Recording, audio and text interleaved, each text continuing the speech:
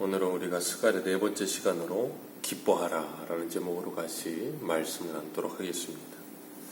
요즘 코로나 때문에 국가적인 위기로 사람들이 모두 다 참 암울해합니다. 그러나 하나님은 오늘 본문에서 기뻐하라 그렇게 말씀하고 계십니다.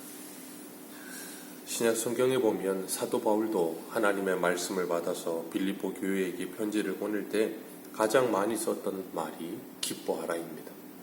데살로니가 교회의 성도들에게 편지를 보낼 때도 주 안에서 항상 기뻐하라, 쉬지 말고 기도하라, 범사에 감사하라. 이는 그리스도 예수 안에서 너희를 향하신 하나님의 뜻이니라 그렇게 말씀하셨어요. 하나님께서 우리를 향하신 뜻은 우리가 예수 그리스도 안에서 항상 기뻐하는 겁니다. 그게 하나님의 뜻이라고 말씀하고 계세요.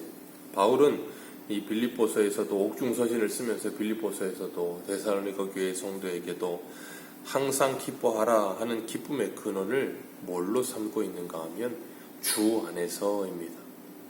예수 그리스도 안에서 기뻐하라. 요즘 사람들이 다 우울해해요. 우울감을 느끼고 힘들다, 어렵다, 괴롭다 이야기를 수도 없이 합니다. 그런데 그렇게 사람들이 힘들다, 어렵다, 괴롭다 수도 없이 말하는 그 이유의 근본적인 것을 보면 거의 대부분이 경제적인 겁니다. 경제적으로 어렵다, 힘들다, 물질적으로 저기 하기 때문에 힘들다 그렇게 말을 하는 거예요. 사람들의 거의 대부분의 사람들이 하는 이야기를 들어보면 그 사람의 기쁨의 근원이 뭔지를 금방 알 수 있거든요. 물질이 없으면 힘들고 어렵고 괴로운 거예요. 그게 힘들다는 거예요. 그런데 오늘 스가랴 선지자는 우리들에게 뭐라 그러는가 하면 우리의 기쁨의 근원은 이 외부적인 것이 아니다라고 이야기하는 거예요. 우리의 기쁨의 근원은 내부적인 거라는 거예요. 그러니까 이 내부적인 기쁨이 채워지지 않으면 외부적인 기쁨을 아무리 채우려고 해도 안 채워집니다.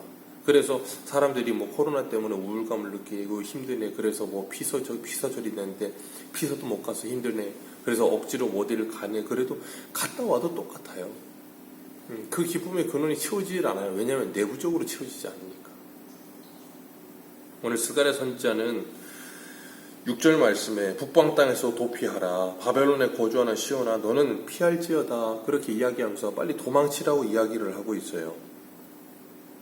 그 바벨론은 당시에 이 모든 나라의 가장 큰 제국이었습니다. 그렇기 때문에 바벨론은 절대 무너지지 않는다고 생각했어요.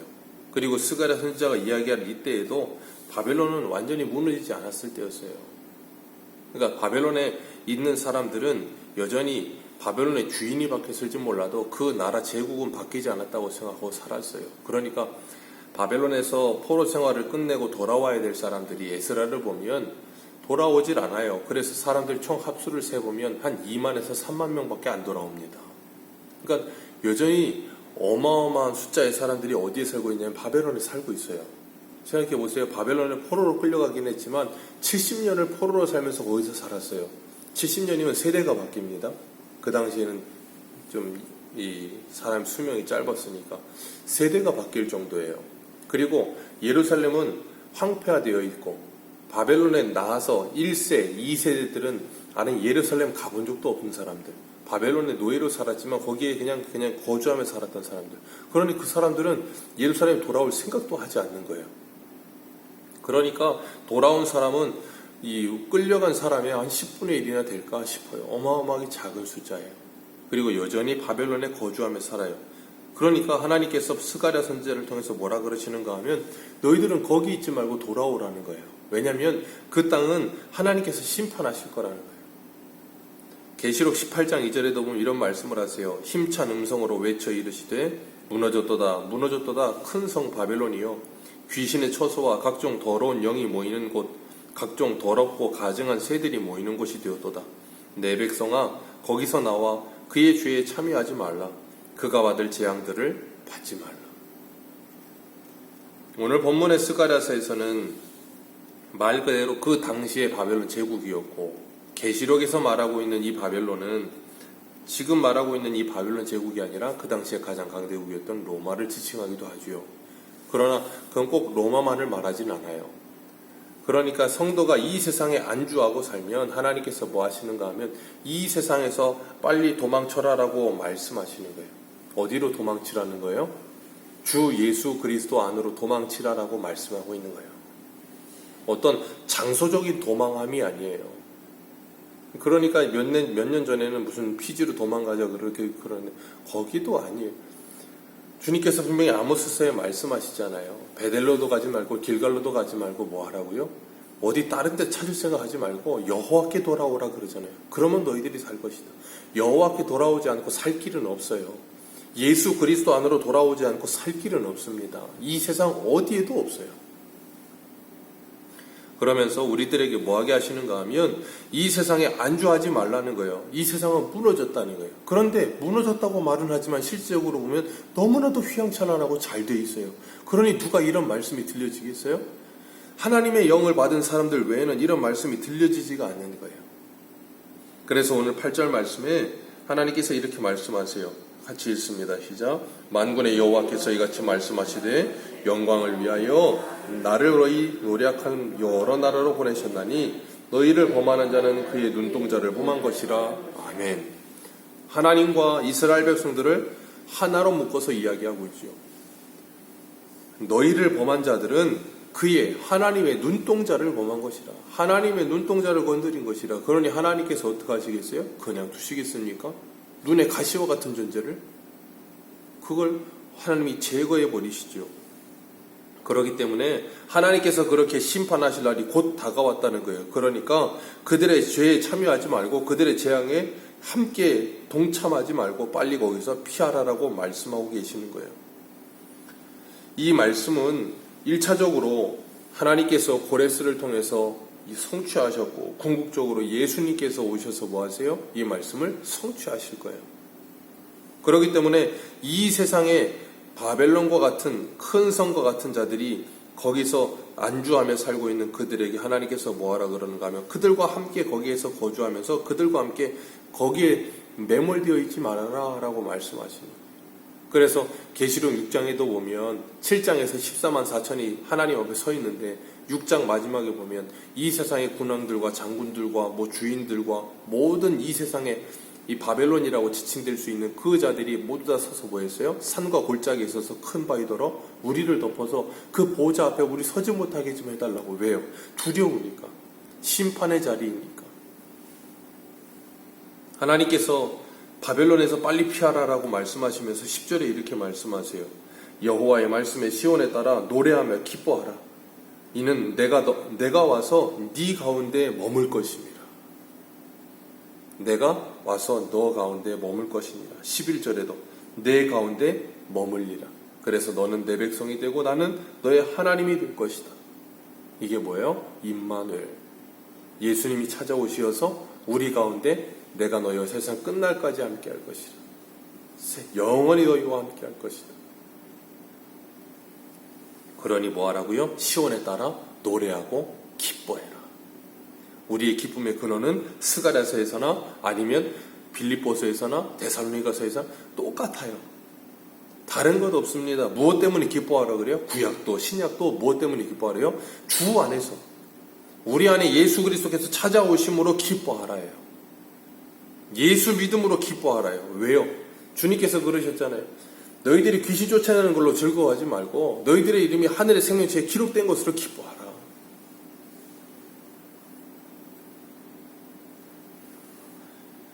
그러니까 이걸 기뻐할 수 있는 사람은 하나님께서 우리 안에 찾아오셔서 우리 안에 거주하는 사람만, 우리 안에 계시는 사람만 기뻐해요. 그렇지 않은 사람들은 이것만큼 불편하고 이것만큼 괴로운 게 없는 거예요. 생각해 보세요. 하나님이 내 안에 찾아오셔서 내 속사람에서부터 내가 전인이 바뀌어지면 그 하나님이 내 안에 함께 하시는 게 뭐예요? 기쁘고 즐거워져요. 왜? 하나님을 사랑하니까. 그러니까 하나님이 좋으니까 하나님과 함께 하는 게 너무 좋은 거예요. 그런데 하나님을 사랑하지 않는 사람은 이 말씀이 이루어진다고 생각해 보세요. 이것만큼 괴롭고 힘든 게 없는 거예요. 하나님을 사랑하지 않으니까 하나님이 내 안에 찾아와 계신다 그러면 어떻게 되겠어요? 아주 그것만큼 곤욕스러운 게 없죠. 그러니까 이스라엘 백성들이 뭐라 그래요? 이사야 30장 한번 보겠습니다. 이사야 30장.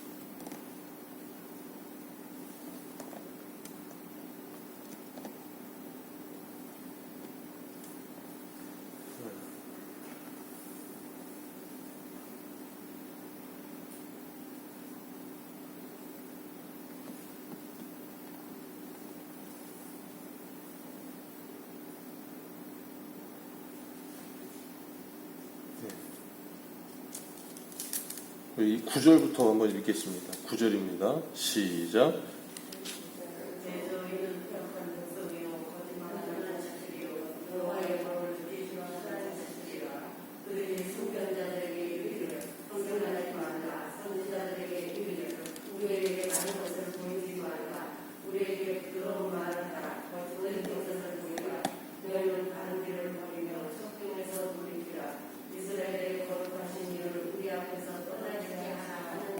아멘.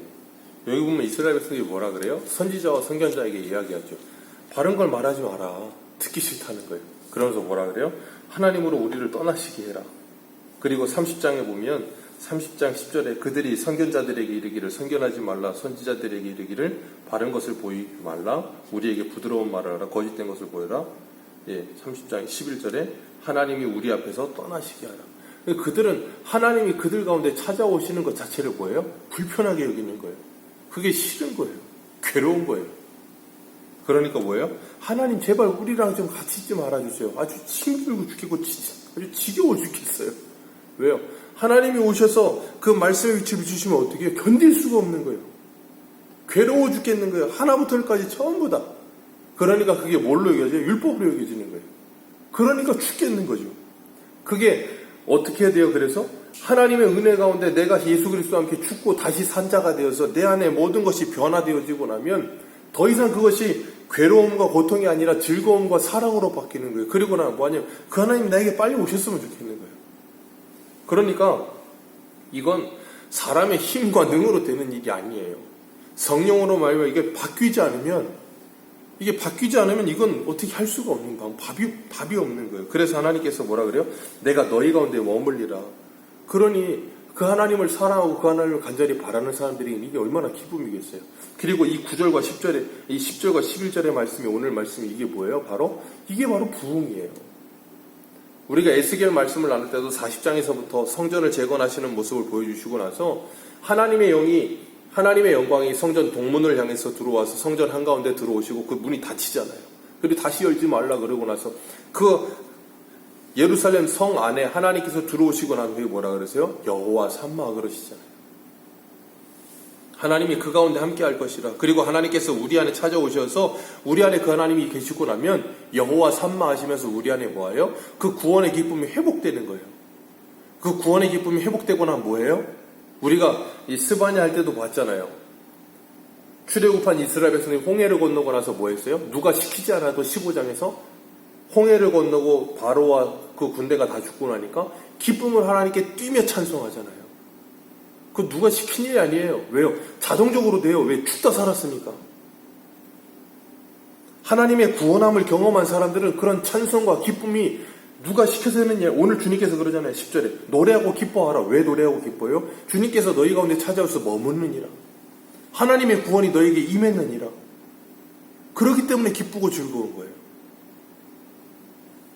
그렇기 때문에 그런 사람들은 하나님께 예배하는 것이 즐거움이고 말씀 생활하는 것이 즐거움이고 기도하는 것이 즐거움이에요. 그런데 그렇지 않은 사람은 예배가 괴로움이에요. 말씀 읽는 거 괴로움이에요. 기도하는 게 괴로움이에요. 그러니까 뭐예요? 그걸 떠나고 싶은 거예요. 이사야 30장에 이스라엘 백성처럼 하나님을 우리에게서 떠나시게 하라. 그거 지겨워 죽겠다는 그거 싫고 비서 갔으면 좋겠고 그거 싫고 뭐 했으면 좋겠고 기쁨의 근원이 어디 있어요? 전혀 다른 데 있는 거예요. 그게 예레미야 1장에는 뭐라 그러세요? 샘의 근원, 생수의 근원된 하나님을 버린 것이라. 터진 웅덩이라서 채워지지 않은 웅덩이를 채우려는 그런 어리석음을 일평생 더하게 되는 거예요. 그래서 하나님께서 11절에 내가 너희 가운데 머물게 되면 너희는 내 백성이 되고 나는 너희의 하나님이 되리라. 하나님과 우리 아이 뭐가 회복이 돼요? 관계가 회복이 되는 거예요. 우리는 인생을 살면서 사람들이 인생을 사는 데 있어서 가장 중요하게 생각하는 게 뭐냐면 관계예요. 카네기라고 하는 사람도 그 책을 보면 관계에 대해서 굉장히 많이 썼잖아요. 사람의 관계에 대해서. 왜냐하면 사람이 관계가 잘 되면 그것이 천국이지만 관계가 안 되면 그것이 지옥이에요. 그렇기 때문에 내가 어떤 사람과 있느냐 그거보다 그 사람과 관계가 어떠냐가 중요해요. 아무리 좋은 음식을 먹어도 아무리 좋은 곳을 가도 나랑 관계가 안 좋은 사람과 가면 안 맛있고 안 좋아요. 그런데 나랑 관계 좋은 사람과는 별로 맛없는 걸 먹어도 별로 좋지 않은 곳을 가도 재밌어요. 그래서 친한 사람들끼리는 뭘 해도, 그래서 우리 가을 되면 우리 여자분들이 그렇게 등산을 가잖아요. 등산을 가면서 친구들끼리 그 중년의 친구들끼리 등산 가서 그냥 낙엽 떨어지는 것만 봐도 좋아요. 그래서 그 아주머니들이 그 오색 빛깔 찬란한 그 등산복 입고 올라갈 때 보면 그렇게 웃으면서 가요. 참 신기하죠. 왜 그렇게 웃으면서 가는지 몰라요. 거기를 남편이랑 간다고 생각해보세요. 그게 더 즐거워야 되는데. 그러니까 왜 그러냐면 내가 좋아하는 사람과 있으니까 즐거운 거예요.